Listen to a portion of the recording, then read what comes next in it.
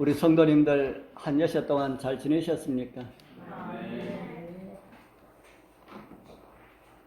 오늘도 말씀을 사모하는 심령으로, 그리고 우리 하나님을 만나고 싶은 마음으로, 또 영생의 길을 찾기 위하여 주님 앞에 이르신 우리 모든 성도님들에게 하나님의 성령으로 들려지는 모든 말씀들을 바르게 깨닫고 오늘 제목처럼 정말 회개케 하시는 하나님의 은혜로 회개의 심령들이 일어나서 말씀을 믿고 하나님의 백성들, 천국 백성들로 다시 태어나는 그런 은혜가 우리 모두와 함께 하기를 축복합니다. 오늘 저는 함께 교독한 말씀을 중심으로 해서 회개하게 하시는 하나님이라는 이런 제목으로 우리 함께 믿음의 이유를 함께 살펴보면서 은혜 나누려 합니다. 중국 우한이라고 하는 지역이 어디인지 전혀 저는 몰랐는데 이번 일로 인하여서 전 세계에 아마 중국 우한이 모르는 사람이 없을 정도로 아주 유명한 도시가 되었다라고 하는 생각이 듭니다. 그곳에서 발생한 신종 코로나 바이러스, 그 피해로 인하여서 중국을 비롯한 전 세계가 떨고 있습니다. 이 사진은 엊그제 제가 인터넷에서 본 사진인데요. 우한 폐렴 확산이 점점 더 악화되어 가는데 중국 총리가 이 바이러스 발생지인 우한을 찾은 그런 사진이라 합니다. 지난 30일 0시 현재 중국 전국 31개 성에서 폐렴 누적 환자 수가 7,711명, 사망자는 170명이라고 발표하였는데 그 뒤에는 저는 잘 모르겠습니다. 이거는 그 전날 확진자보다 1,237명이 늘어났고 사망자는 38명이 늘어난 것이다. 아주 막 굉장하다는 그런 생각이 듭니다. 모르던 사람이 이렇게 알려주고 해서 그렇게 되지 않았을까 하는 생각이 듭니다. 30일 우리나라 대통령도 신종 코로나와 관련해서 과도한 불안감과 맞서 싸워야 한다고 이렇게 언급하신 것을 보면은 정말 많은 사람들이 불안해하고 있는 것 같다는 그런 생각이 듭니다. 우리 여러분들도 불안합니까? 저는 이 신종 이게 어떤지 저는 전혀 생각 없이 살았습니다. 하도 떠들어가지고 이게 도대체 뭔가 하고 저는 저 병원에 가보고 알았습니다. 병원에 갔더니만은 밖에 이렇게 쳐놔놓고 안에 들어가니까 중국 갔다 오셨습니까? 하고 물어가지고 무슨 일인가 하고 왜 그러십니까? 하니까 몰라서 그렇습니까? 예, 뭔데요? 지금 난리라고 그런 이야기를 하시더라고요. 많은 사람들은 불안해하고 있지만은 하나님을 믿는 백성들은 같이 불안해해서는 안 됩니다. 아무것도 아닙니다. 마지막 시대를 살아가고 있는 재림 성도들에게 주는 하나님의 메시지는 무엇일까? 이걸 우리가 좀 생각을 해야 되겠지요. 예수님 오시기 전에 6달 먼저 태어난 침례 요한이 공생애에 들어가면서 가장 먼저 외친 말씀이 어떤 말씀이었습니까? 회개하라. 회개하라. 회개하라. 회개하라라는 말씀을 외쳤습니다. 예수님도 공생애를 시작하면서 전한 말씀이 어떤 말씀이었습니까? 그것도 회개하라. 회개하라, 천국이 가까웠느니라. 그렇게 예수님도 전하였습니다.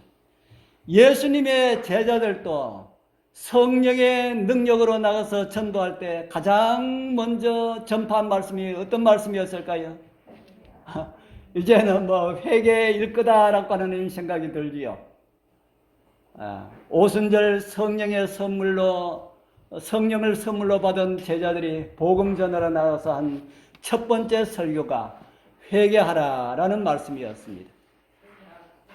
구약에 수많은 선지자들이 있는데 구약의 선지자들은 백성들에게 전한 기별의 말씀들은 어떤 말씀이었을까?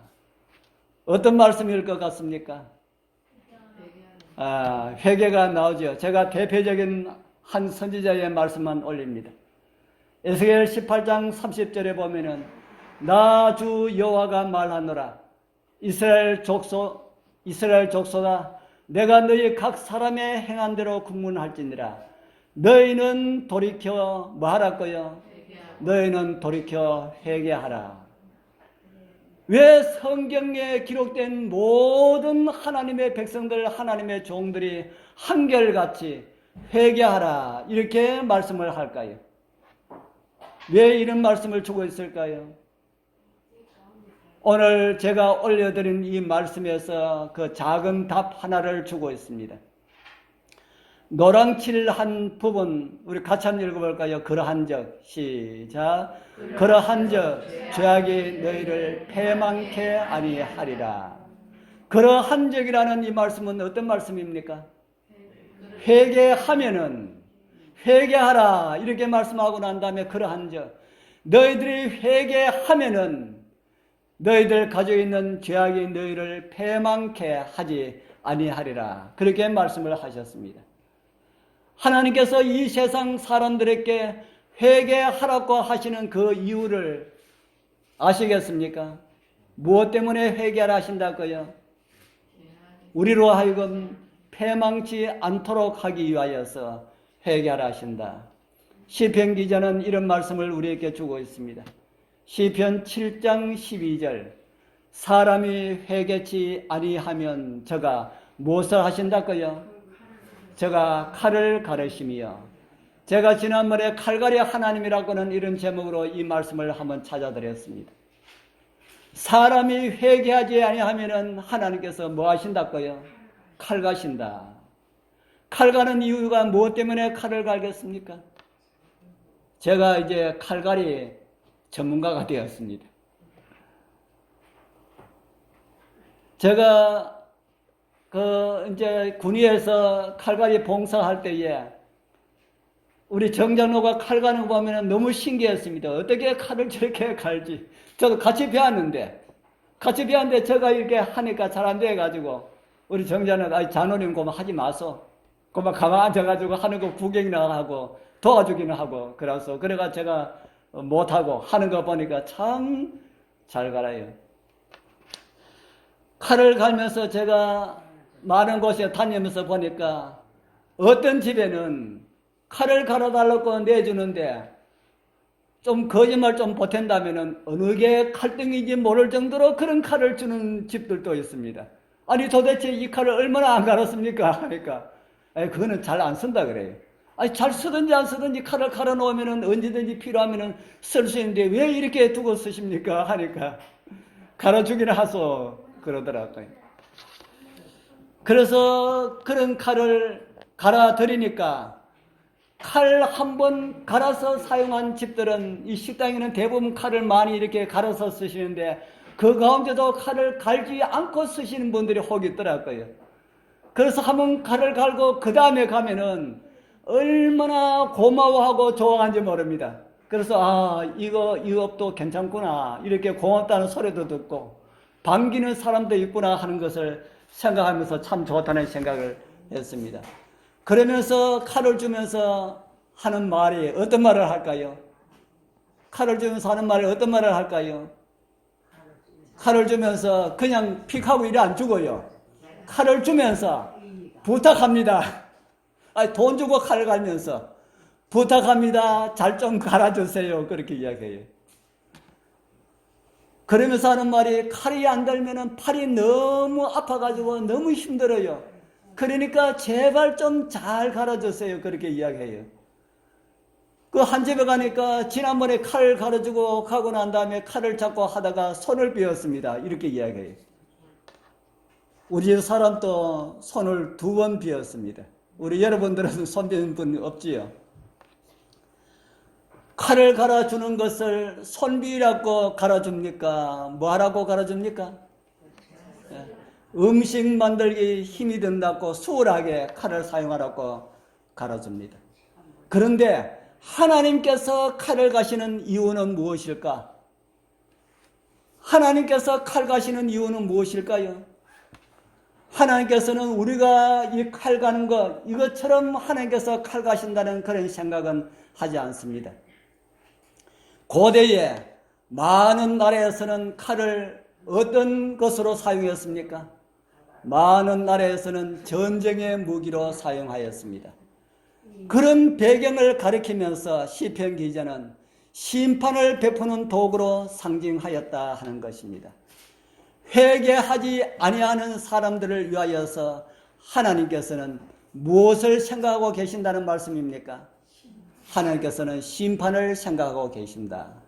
우리 사랑하는 형제 자매님들, 하나님의 심판을 정말 두려워하게 되길 바랍니다.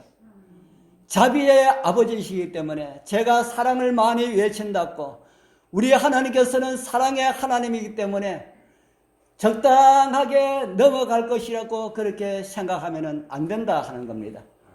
마지막 하나님의 심판은 어떤 것일까요? 성경은 하나님의 심판을 이렇게 우리에게 가르쳐주고 있습니다. 요한계시록 14장 10절에서 11절 우리 같이 한번 읽어보겠습니다. 그도 시작. 그도 하나님의 진노의 포도주를 마시리니 그 진노의 잔에 섞인 것이 없이 부은 포도주라. 거룩한 천사들 앞과 어린 양 앞에서 불과 유황으로 고난을 받으리니 그 고난의 연기가 세세토록 올라가리로다. 짐승과 그의 우상에게 경배하고 그 이름의 표를 받는 자는 누구든지 밤낮 쉼을 얻지 못하리라 하더라. 하나님의 심판을 받을 사람들은 어떤 심판을 받게 될 것이라고 합니까? 하나님의 무엇을 마실 것이라고 합니까? 하나님의 진노의 포도주를 마시리니 이렇게 기록을 하고 있습니다. 그리고 그 진노의 잔에 뭐가 없다고 그럽니까? 그 진노의 잔에 섞인 것이 없다. 무엇이 섞이지 않았을까요? 성경에 보면은 하나님의 심판이 내려져서 멸망당한 두 성에 대한 기록을 우리에게 보여주고 있습니다. 첫 번째 하나는 노아 시대 이 세상이 물로 멸망을 당하였고요. 지난번에도 이런 말씀을 한번 드렸지요.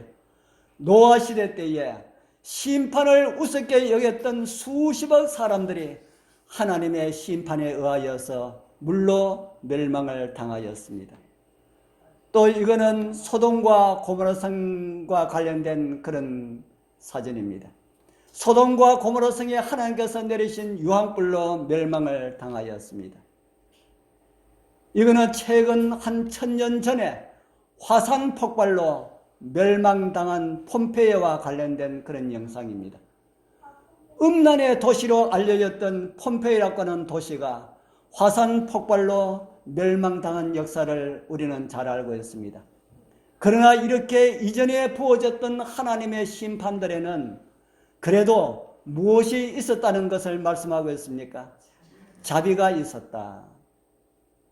그러나 하나님의 간곡한 간청들이 무시당하였고 하나님의 오래 참으심을 경멸당하였던 마지막 시대의 사람들을 위하여 준비한 심판은 무엇이 섞이지 않았다고 합니까? 하나님의 자비가 섞이지 않았다. 그렇게 성경은 우리에게 가르쳐주고 있습니다. 그러면은 하나님의 자비가 섞이지 않는 그런 포도주, 그 성격은 어떤 것일까? 하나님의 자비가 섞이지 않는 하나님의 심판은 어떤 것일까? 사도 요한은 우리에게 좀 더 자세하게 가르쳐주고 있습니다. 요한계시록 16장 1절 2절 또 내가 들으니 성전에서 큰 음성이 나서 7 천사에게 말하되 너희는 가서 하나님의 진노의 7 대접을 땅에 쏟으라 하더라. 첫째가 가서 그 대접을 땅에 쏟으며 악하고 독한 헌대가 짐승의 표를 받은 사람들과 그 우상에게 경배하는 자들에게 나더라. 하나님의 진노의 포도주를 가진 7 천사들이 그 대접을 땅 위에 차례차례 붓는 이런 모습을 요한계시록 16장은 기록을 하고 있습니다. 진노의 포도주는 세상에 내릴 하나님의 마지막 7가지의 재앙을 표현하는 그런 말씀입니다. 그 첫 번째 천사가 그 대접을 땅에 쏟으니 사람들에게서 어떤 일이 일어나더라 합니까? 악하고 독한 헌대가 짐승의 표를 받은 사람들과 그 우상에게 경배한 자들에게 나더라. 그렇게 말을 하고 있습니다. 그래서 이렇게 시작해서 7 천사들이 하나님의 자비가 섞이지 아니한 하나님의 7 재앙들을 하나씩 쏟을 때마다 지상에서 하나님의 사랑의 초청을 거절한 자들에게 임할 끔찍한 7 재앙들을 성경은 기록을 하고 있습니다. 그 재앙들의 성격을 또 다른 성경은 이렇게 우리에게 가르쳐 보여주고 있습니다. 스가랴 14장 12절 우리 같이 한번 읽어보겠습니다. 예루살렘을 시작. 예루살렘을 친 모든 백성에게 여호와께서 내리실 재앙이 이러하니 곧 섰을 때에 그 살이 썩으며 그 눈이 구멍 속에서 썩으며 그 혀가 입 속에서 썩을 것이요. 예루살렘을 친 모든 백성이라고 하는 이 말씀은 하나님의 말씀에 불순종하면서 하나님의 백성들을 대적한 세력들을 가리키는 그런 말인데, 또 다른 말로 하면은 구원받지 못한 모든 사람들을 가리키는 그런 표현이라 그렇게 이해할 수가 있습니다. 그들 어떤 경험들이 그들에게 이르게 된다고 합니까? 그들이 곧 서 있을 때에 뭐가 섰고요? 서 있을 때에 살이 섰고, 서 있을 때에 눈이 그 눈구멍에서 섰고, 말을 하는데 혀가 입속에서 섞는 그런 일들이 심판을 받을 백성들에게서 일어난다. 끔찍한 재앙이라는 생각이 듭니까? 이런 이야기 여러분 들어보셨습니까?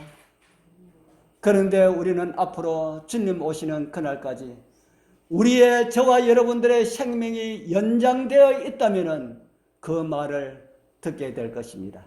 아마 TV에서 이런 뉴스가 나올 겁니다.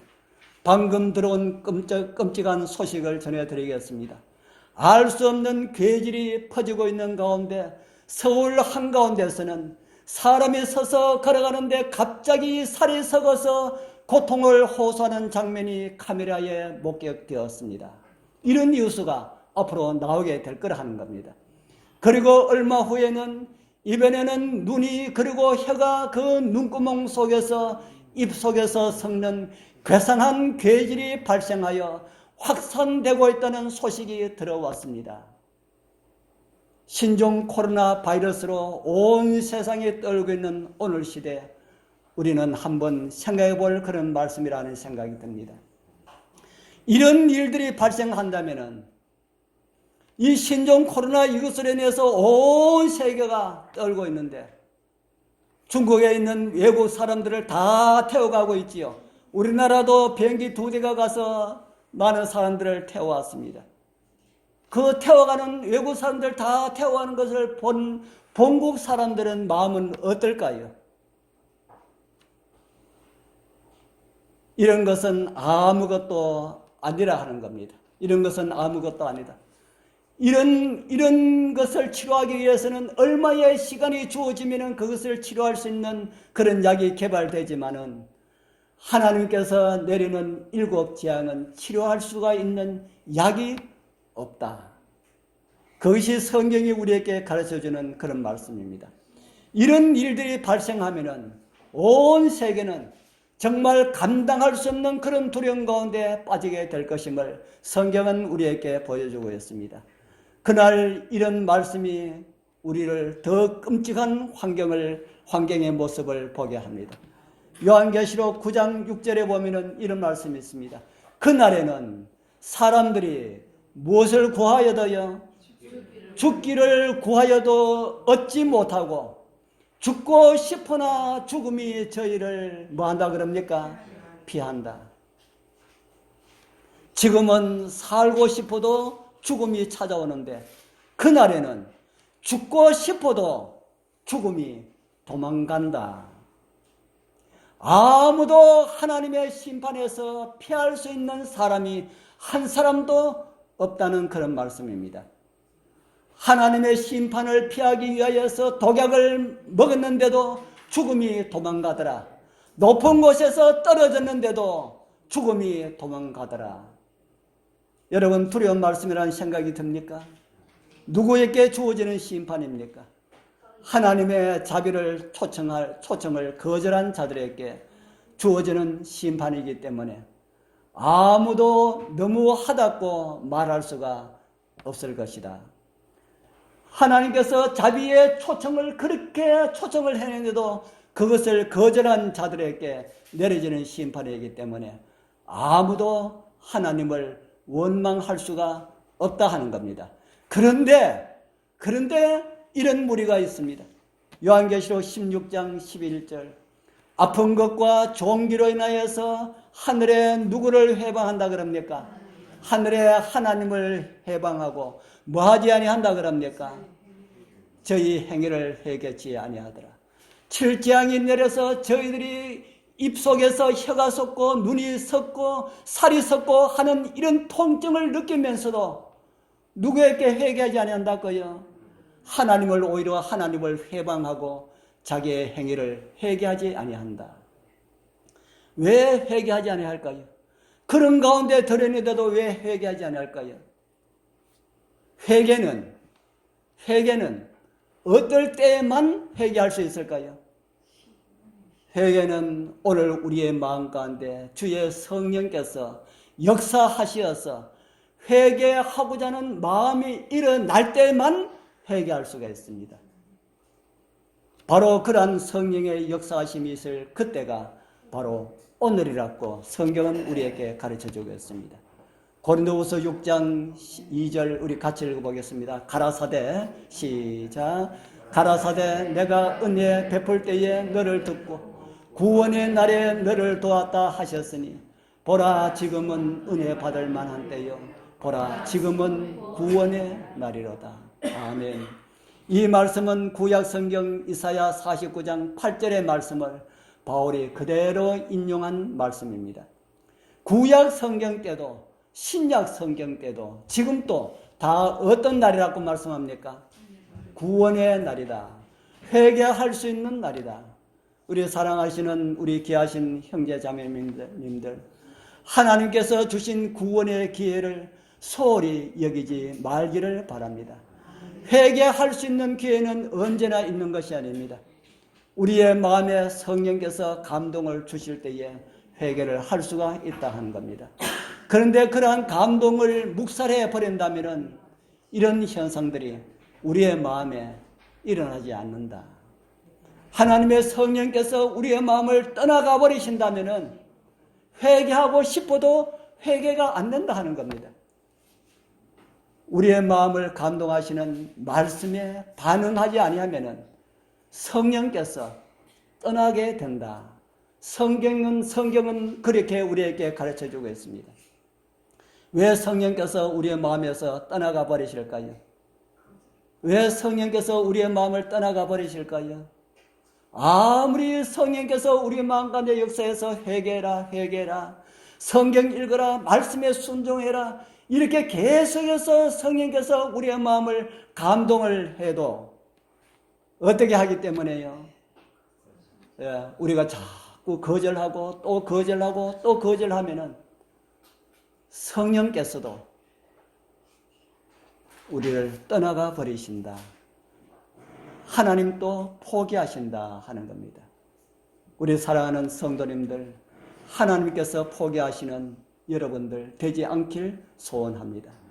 회개하라는 요청에 응답하여서 오늘 주님의 음성을 들을 때에 우리 정말 회개하여서 정말 하늘 소망이 나의 것으로 삼게 되길 바랍니다.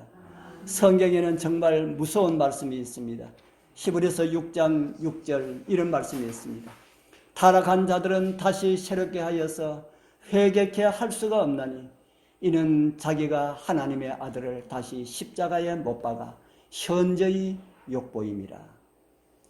이곳에 타락한 자들을 그 전 성경절 5절을 읽어보면 하나님의 은혜를 맛본 다음에 타락한 자들을 가리키는 그런 말씀입니다. 하나님의 은혜를 끊임없는 그런 역사심을 묵살해 버리는 사람들과 관련이 있는 그런 말씀이다 하는 겁니다. 하나님의 끊임없는 감동하심으로 회개하도록 하시는 하나님의 음성을 묵살해버리고 불순종의 길을 고집하는 사람들은 하나님도 포기할 수밖에 없다 하는 겁니다. 저의 표현이 그렇습니다. 저의 표현이 그렇지만 사실은 하나님께서 포기하는 사람은 한 사람도 없습니다. 그런데 왜 제가 포기한다는 이런 표현을 할까요? 우리가 포기하기 때문에 그렇다 하는 겁니다. 왜 구원받지 못하는 사람들이 있을까? 회개하라는 그러한 간청에도 불구하고 그렇게 회개하라고 하는데도 왜 회개하지 못하는 사람들이 있을까? 여러분들 겨울에 감기 걸리면은 약을 지어 먹지요. 약을 잘 안 먹다가도 좀 심하면은 약을 먹지 않습니까? 근데 약을 지어 먹고 한번 먹으니까 좀 괜찮은 것 같아가지고 먹지 않고 내버려 뒀다가 또 그 이튿날 또 좀 심하니까 또 이렇게 먹고 좀 괜찮아서 또 내버려 뒀다가 또 한 3일 있다가 또 안 좋으니까 또 약을 먹고 이렇게 하면은 뭐가 안 드는다 그럽니까? 이렇게 하면은 뭐가 안 된다 그래요? 이렇게 하면은 약발이 안 드는다 그러잖아요. 그 이유가 뭐라 합니까? 뭐가 생겼어요? 내성이 생겨가지고 약을 사용하는데 내 몸 안에 있는 바이러스가 그 약물에 대해서 저항하는 힘이 생겼다 하는 겁니다. 그러니까 그런 약은 먹거나 마나다 하는 겁니다. 암을 치료하기 위하여서 항암 주사를 맞으면은 암 세포들도 죽지만은 그 죽지 아니하는 암 세포는 내성이 생겨서 같은 항암제는 아무 소용이 없다 하는 이야기를 들었습니다. 하나님의 말씀에 처음 들었을 때에 회개해야 되겠다라고 하는 이런 마음이 생겨서 마음으로 회개를 합니다. 그리고 밖에 나가서 또 자기 마음대로 또 살아갑니다. 그리고 교회에 와서 또 말씀을 들으면 정말 회개해야 되겠다 하고 다르게 살아야 되겠다 하고 또 밖에 가서 결심을 합니다. 그리고 밖에 나가면 또 마음대로 또 살아갑니다.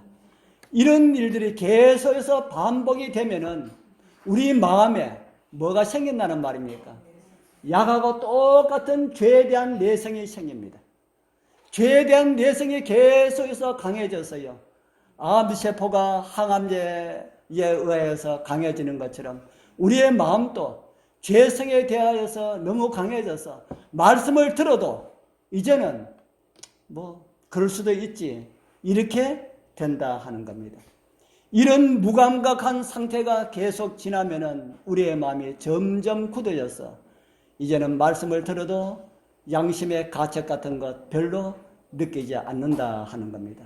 그런 마음을 가지고 성경은 이렇게 우리에게 보여주겠습니다. 디모데전서 4장 2절 자기 양심이 무엇 맞았다 그럽니까? 자기 양심이 화인 맞았어. 사극 드라마를 여러분들 보시면은 쇠를 불에 달구어서 이렇게 사람을 지지는 이거 보셨지요? 화인이라는 것을 바로 그걸 이야기합니다. 그래서 공동 번역은 이렇게 번역을 하고 있습니다. 이런 자들의 양심에는 사단의 노예라는 낙인이 찍혀 있습니다. 양심을 유운대력을 합니까? 그 불 달궈가지고 양심을 확 찢어버리니까 그 양심에 어지간한 것이 양심에 와도 아무런 감각이 없게 된다 하는 겁니다.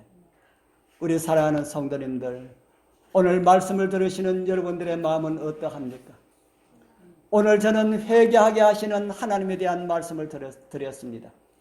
회개하도록 하기를 원하시는 그 이유는 무엇이라 그랬습니까? 하나님의 심판이 이 세상에 임하기 때문에 그 심판을 받지 말고 구원받기를 바라는 마음으로 우리 하나님께서는 우리에게 회개하라 그렇게 말씀을 하고 있습니다. 하나님의 감동으로 오늘 여러분들의 마음에 변화가 있다면 다시 한 번 더 결심하게 되길 바랍니다. 그리고 그 결심들 내일로 미루면 안 됩니다. 자꾸 미루면 사단의 불화살에 의하여서 우리의 마음은 화인 맞게 된다 하는 겁니다. 화인 맞은 마음이 되지 않길 소망합니다. 함께 교독한 말씀 다시 한 번 더 보도록 하겠습니다. 다시 한번 같이 읽어보겠습니다. 혹 시작. 혹 내가 하나님의 인자심이 너를 인도하여 회개케 하심을 알지 못하여 그의 인자심과 용납하심과 길이 참으심의 풍성함을 멸시하느뇨. 다만 내 고집과 회개치 아니한 마음을 따라 진노의 날 곧 하나님의 의로우신 판단이 나타나는 그날에 임할 진노를 내게 샀는도다.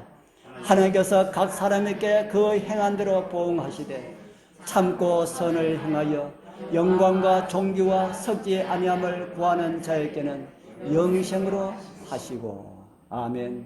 하나님의 인자하심과 용납하심과 길이 참으심의 풍성함을 멸시하지 맙시다. 하나님의 인자심과 기다리심을 우리는 정말 멸시하면은 우리는 하나님의 심판을 피할 수가 없습니다. 하나님의 말씀에 반응을 보이지 않는 것이 바로 멸시와 같은 것이다. 하나님은 우리를 구원하기 위하여서 자기를 비우시고 사람 되어 오시고 우리 죄를 위하여서 처참한 십자가를 지시고 돌아가셨는데 그런 사랑을 입은 우리들이 하나님의 말씀에 불순종하면서 살아야 되겠습니까? 내일이면 늦습니다. 오늘 우리의 마음들이 자꾸 사단의 불화살로 낙인이 찍혀지기 때문에 내일이면 늦다 하는 겁니다. 바로 지금 오늘 이 순간 회개할 수 있는 기회는 바로 지금입니다. 우리 사랑하시는 하나님의 사랑으로 마음을 주님께 드리고 정말 회개케 하시는 하나님의 기다리심을 따라서 우리 다 함께 회개하고 순종하는 하나님의 자녀들로 살아가게 되길 축복합니다. 기도드리겠습니다. 하늘에 계시는 거룩하신 우리 아버지 하나님 감사합니다. 사단의 낙인들이 찍혀 멸망할 수밖에 없었던 저희들을 사랑해 주시어서 오늘 또 회개하길 기다리시는 하나님을 우리에게 가르쳐 주셔서 감사합니다. 하나님의 말씀에 따라서 순종하면서 살아가는 것을 내일로 미루지 말게 하옵소서. 회개하는 마음을 주사 온전한 마음으로 주님을 따라가게 하옵소서. 예수님 이름으로 간절히 기도드리옵나이다. 아멘.